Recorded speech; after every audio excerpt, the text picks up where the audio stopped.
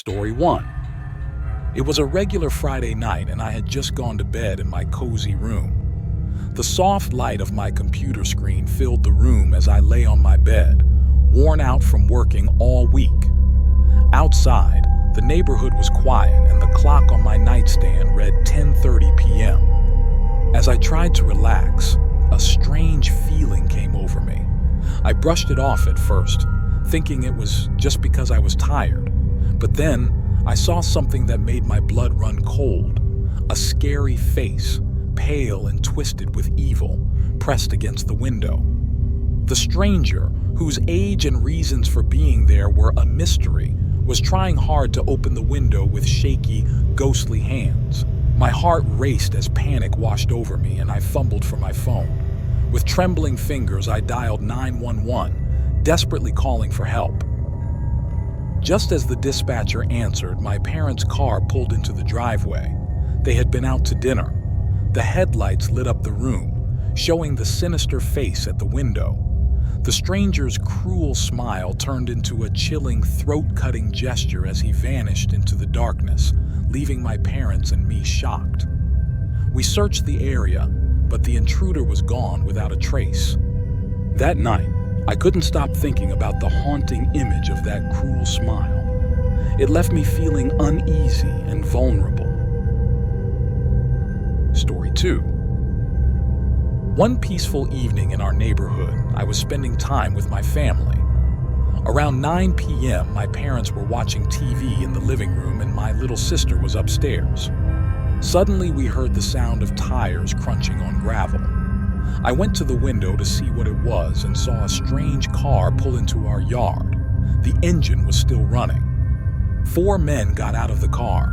They looked dangerous and their shadows were clear in the headlights. Each man held something that looked like a weapon. My spine tingled. The men walked to our front door, whispering to each other. I was frozen with fear. I couldn't move or make a sound. It felt like forever as I watched them in terror. Just when I thought they were going to break in, one of the men got a call on his cell phone. He talked quietly, but I could feel the tension in the air. The men quickly went back to their car and drove away. I joined my parents in the living room and we called the police. We still don't know who those men were or what they wanted. That night still haunts our family. Story 3. I was in my late 20s and living alone in a small apartment. One cold winter night, something scary happened. It was around 3 a.m. and the only light in my room was the blue glow from the streetlight outside. I woke up feeling scared. I couldn't move and my heart was racing. I live in a different city from my parents, so I was all alone. Suddenly, a dark figure came into my room. It was tall and shadowy and I couldn't see its face. I was paralyzed with fear and couldn't make a sound. The figure put its cold hand over my mouth and nose. I couldn't breathe and started to panic. The room felt colder, and I thought I was going to faint. Then I suddenly woke up.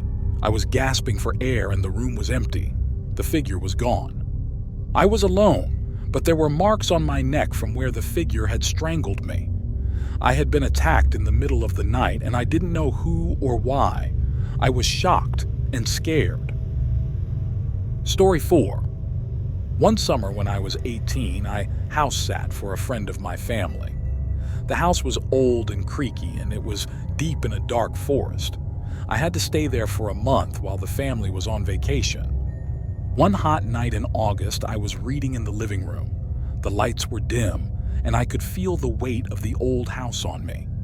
The clock struck midnight, and I heard a creepy laugh that sounded like a kid's laugh.